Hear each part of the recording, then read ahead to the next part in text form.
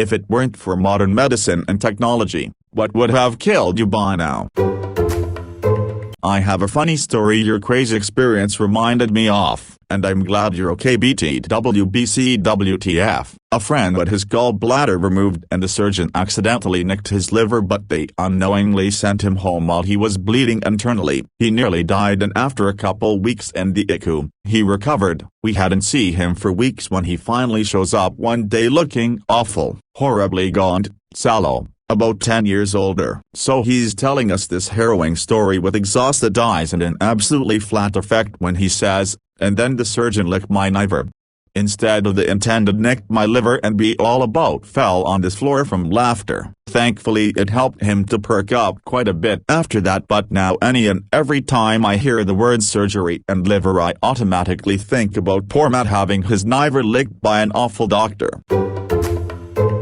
Right now I am typing this with one hand. There's a bandage on the thumb of my left hand. I didn't cut my stupid nails properly, so my thumb got an inflammation, and it got so bad that my doctor is basically pumping me full with antibiotics like there's no tomorrow. This should go away in a few days, but I think if I lived maybe 200 years earlier, the inflammation would have cost me at least my thumb, maybe even my life, just because of a little bit of keratin. Lesson learned: cut your damn nails with care. I was hospitalized for a kidney infection at age 4. I've taken antibiotics for strep throat I don't know how many times. If I managed to survive those things, then I would have killed myself, since I wouldn't have my antidepressants. Edit. Oh, and my wisdom teeth might have paralyzed my face, broken my jaw, or something, so I could also have died from starvation. Asthma. Asthma exists in my family history and has in fact been a cause of death for some of the older branches of the tree. Severe asthma during the cold, dry winter months was the reason my grandfather moved from Canada to Florida. There are a plethora of allergies in my family that skips a generation. My cousin had food allergies to just about everything. He would be dead too, without modern medicine. The complete opposite almost happened before my birth. My mom was on a business trip when she was around 7-8 months pregnant with me when she got a checkup, and the doctor couldn't feel my heartbeat and told my mom that I had died. When she came back from the trip, she got another checkup to be sure that I was dead before removing me, and this doctor discovers my heart was in fact beating, but the heartbeat was weak, so the previous doctor must have missed it. Now many years later, here I am, nearly aborted due to modern technology. I got an inflamed appendix at age 8. Man, one of very few times my mom realized something was wrong with me when I didn't want to eat the fancy dinner we were invited to. It almost burst. Surgeon said I must have had a high pain threshold. Oh well, hurt like fuck. Third or fourth day in, taxi drove us 100 miles, 160 kilometers, to the nearest capable unit. This was 24 years ago. I have a very severe allergy to raspberries. Just raspberries. No other berries. Most doctors don't even believe me when I tell them. But if I have even the smallest amount by accident, even a little bit of cross-contamination, I need either an EpiPen or an ambulance immediately. So thank God for that and Benadryl. Blood poisoning. I was changing the drum brakes on my car and scrapped the palm of my hand. A few hours later, my wife noticed a red line on my arm and put a line on it and checked again in 15 minutes. It slowly was creeping up my arm and she rushed me to the ER. I had no clue about that, but she had seen it before. I got to the ER and the red line was 3/4 way to the crook of my elbow, and the mark she made 1/2 hour earlier was about 3 inches below that. The doctor told the nurse to get me on 4 antibiotics and monitor me until they got me a room. I felt fine and asked him what was going on. He told me if that red line hits my armpit I would likely not survive. I had to spend 3 days on heavy 4 antibiotics, but it went away. I never felt sick, and if my wife didn't notice, I would have never gone until I felt sick, and that would have been too late. I would have been dead. Childbirth. After being 2 weeks overdue, I labored for 33 hours before getting a C-section because my baby's head was cocked to the side and never descended properly. Turns out, she had an issue that made it hard for her neck to flex to navigate birth. Her heart rate kept dropping and towards the end was taking longer and longer recover. She ended up in the NICU for a few hours after birth and I had a minor hemorrhage, but we're both healthy and thriving now. Without modern medicine, she would have died and I wouldn't be far behind. Childbirth. First son came into the world with few complications. Second son caused a postpartum hemorrhage. An excellent job. Fantastic L&D nurse and modern medicine kept me and my son safe and in good health. No lasting effects. Just needed a couple of bags of Pitocin after the birth to be 100% sure the bleeding was stopped. Had my son on a Wednesday, but that Sunday I felt fantastic. Any of these, mumps or rubella as a toddler, chickenpox at age 6, I was sick for over a month. It was bad. The hardcore giardiasis that plagued me for months at age 9-10. The nasty kidney infection the year after that. If I got through those, the flu kicked my ass at age 14. Many other bouts of gastroenteritis, including a few times when I needed to be on a drip. Childbirth. Possibly blood clots in lungs due to pregnancy, infections from ovarian cysts bursting, polyps in my colon that could have grown to be malignant, severe cellulitis X2. I'm lucky to be alive now and live in a country with socialized healthcare.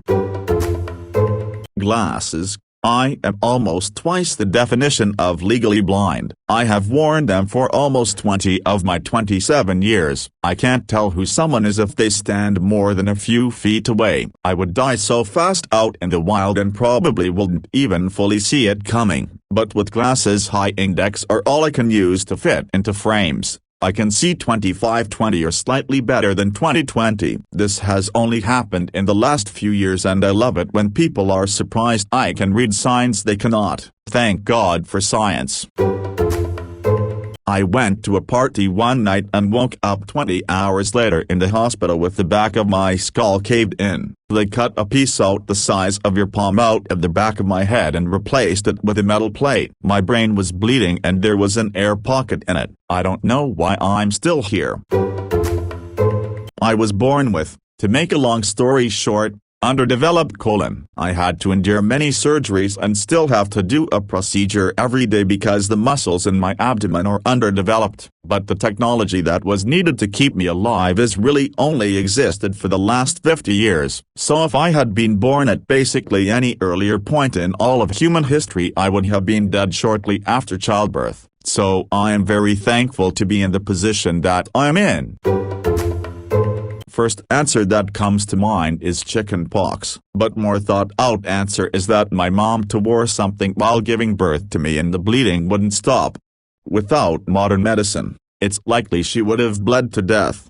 I would have been motherless and possibly have lived a completely different life where chickenpox probably would have killed me. Chickenpox. Never developed the immunity for it. I've had it 3 times already. Each time worse than the last. Doctors say the older you are when you get it, the worse it is for your body. So, babies and small children get it and, usually, get over it within a week or so. Older kids and teens, maybe a few weeks. The 3rd time I had it, I was in the hospital. I've been lucky. Everything that modern technology saved me from was caused by technology in the first place, so it doesn't count. On the other hand, my brother had appendicitis, my sister had pneumonia, and my other sister was born prematurely. All 3 of them would have died without modern medicine. Asthma. Developed it around 10. It was worst when I was about 21. Couldn't go more than 4 hours without rescue inhaler. Horrible quality of life. Went and finally had it assessed and eventually got referrals to an immunologist and pulmonologist. Started taking serious stuff to keep it under control. 2 different daily inhalers, a pill, allergy meds, and even a strong antacid to mitigate any possible inflammation from acid reflux, all with rescue inhaler use that was fairly regular. Started taking a trial shot meant for eczema, dermatitis, and now I'm completely off all daily meds, save a few days a month or when I'm working out, with basically 0 rescue inhaler use.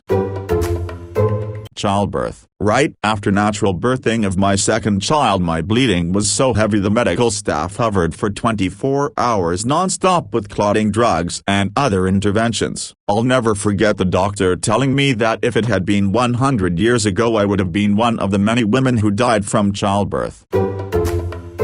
Appendicitis at the age of 12. It apparently was bad. I was on the operating table within 2 hours of admission. Severe pancreatitis at the age of 16-17. Among other things, I had a bit of a drinking problem back then. It was messed up, yes, and I am really not proud of past me. But things got a whole lot better since. That 4-week stint in hospital was the wake-up call I needed.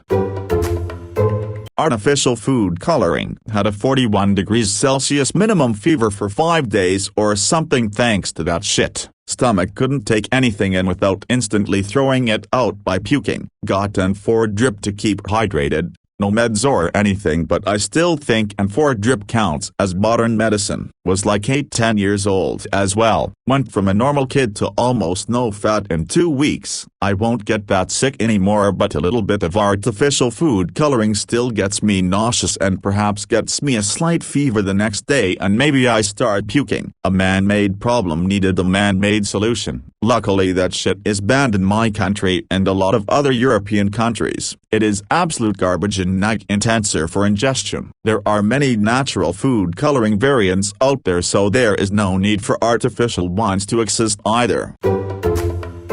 Both of my parents' own birth complications aside, I would not have survived past about a year and a half if I'd been born a few decades earlier than I was. I can't remember what the exact condition was, but it was essentially causing me constant infections. My parents had to give me antibiotics to treat it until I was old enough to survive going under the knife to fix it. Still have the scar 23-ish years later. There were a few strep throat episodes that got pretty bad when I was a kid. I think they could have taken me if it hadn't been for antibiotics. Barring those, I know for sure my gallbladder issues would have. I had a gallstone the size of a ping pong ball wedged in the opening to my bile duct. When I had my cholecystectomy, the surgeon was shocked by the size of the stone. When I was born I couldn't come out naturally. I had to be taken straight out of the stomach. So they put the bumming cream on my mother's stomach. The cream didn't work, so when they put the thing into my mom's stomach to cut it open, she felt it. They had to then put her under for a few hours as they proceeded with the birth. When I was born I was taken immediately into care and my mother couldn't see me for the next 2 days. My mom was also taken into care as she felt very unwell and sore from the eventful pregnancy. So yeah, that's how my disaster of an ass was created. In a disaster.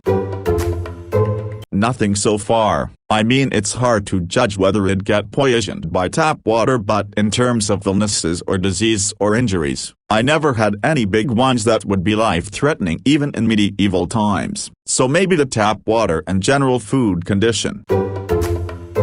Yeah, every time I went to get new glasses or just a checkup, the doctors always call in the students to check it out. So basically, English not my first language, so if I get some terms wrong you know why. I got injured at 8 years old when branch of a bush hit me in the eye. I got an internal blood loss. The lens, or crystal or whatever its name in English is, got squished and it stayed shaped like a half moon, which I could see if I had the sun hitting me from the right angle. Until my second surgery, so I went to the hospital after 2 days of pain, and was rushed to OR because if my parents waited a bit more I would have lost the eye. They opened my eye up, sutured whatever was to suture and put everything back together, putting a stitch on my cornea to keep it closed, which fucked up my recovery big time, but we'll get back to that. So after 2 months and out from the hospital they took the stitch off and I was good to go. Just had to do a visit with a specialist once a year. It all happened between June and August, and I got my first specialist visit in December where he got mad at the surgeon because of that stitch on my cornea that left a scar that makes the light bend weird and it made me see things distorted with peripheral vision. But long story short, I had to wait until I turned 21 to do a better surgery because my eye had to finish to develop. Fast forward to my 21st birthday and I'm in the hospital again. During the years my iris started to roll up on itself, leaving just a big pupil, which made me hate being outside, where even the smallest reflection or white thing where the sun shined on felt like staring at the sun. So to avoid this they decided the best option was to roll my iris back and put a stitch to keep it in place, take my crystal lens out and put an artificial one, plus a rigid contact lens that makes me focus at 100 meters, because my iris is dead and dripped. It won't make my pupils smaller or larger to focus on things. After a few years I fell off my bike and hit my head, with the helmet, and the stitch ripped off. So I went under surgery again and they decided to put 2 stitches this time, even though I asked to have a colored lens instead so to avoid another surgery if I ever happened to hit my head or get punched. Years I fell off my bike and hit my head, with the helmet, and the stitch ripped off. So I went under surgery again and they decided to put 2 stitches this time, even though I asked to have a colored lens instead so to avoid another surgery if I ever happened to hit my head or get punched. Interesting story, thanks for sharing. Birth. I had to be suctioned out because my giant head got stuck. Back in the day they easily could have killed me with forceps. Strep throat as a kid. Kidney infection in my 20s. I thought it was just an annoying thing you treat with antibiotics. Turns out it can go septic very fast if you don't treat it. When I was a baby my kneecaps nucleus weren't developing right. I had to wear a dilator in my legs and couldn't walk nor crawl while I was wearing it. In the past I would probably develop twisted legs because no one could have done anything to prevent it, so my life expectancy would have been very low. Had to get a third of my intestines removed when I was baby because they got tied in a knot. Had to get another surgery in my 20s because the scar tissue got tied in another knot around the intestines I still have left. Lol. Was a pretty routine procedure, but 100 years ago I would most definitely be dead as a baby. Kind of weird to think about. When I was a kid I used to be in daycare. I was still in diapers and stuff so I don't remember this at all, but apparently one day I was getting my diaper and changed. The people changing diapers hadn't been washing their hands. One of the kids was sick and when she changed my diaper I caught their sickness. I don't know what it was but it nearly killed me. My eyes were sunken in and I had really dark circles, couldn't eat, horrible diarrhea, puked a lot, and I overall just got really frail and weak. I had a rough childhood. Type 1 diabetes and all the SHT that comes with it regardless of control. Diagnosed. 30 years and technology just keeps improving things and making them easier. Also had total loss of vision thanks to bleeds in both eyes due to complications which was corrected and left me with 20/20 vision for now. Modern medicine is incredible. I will say I am based on the UK and feel for my American friends who struggle to afford the basic needs to care for this disease as well as all the countries with a healthcare system not fit for illnesses like this. The kidney reflux disease, jaundice, or whooping cough I had within the first year one was alive. I was a very ill baby, but I'm fine now at it, or I may not have been born at all because my mom had heart issues when she was pregnant with me and had to wear a heart monitor. I was also too young to have the whooping cough vaccine, hence why I got whooping cough. I had to use a breathing machine. All of this happened when I was a few months to a year old. It's a toss-up between an obstructing kidney stone causing severe swelling in both kidneys as well as kidney failure and giving birth. Both of these issues occurred simultaneously. And I had severe preeclampsia as well. I ended up getting sepsis 2 days after having my son. My nurses thought we were in the clear after such a scary delivery and then my organs started shutting down. My kidney infection from the obstruction was asymptomatic. I was literally discharged after 3 vitals checks throughout the morning. Less than an hour after being discharged my health declined incredibly quickly.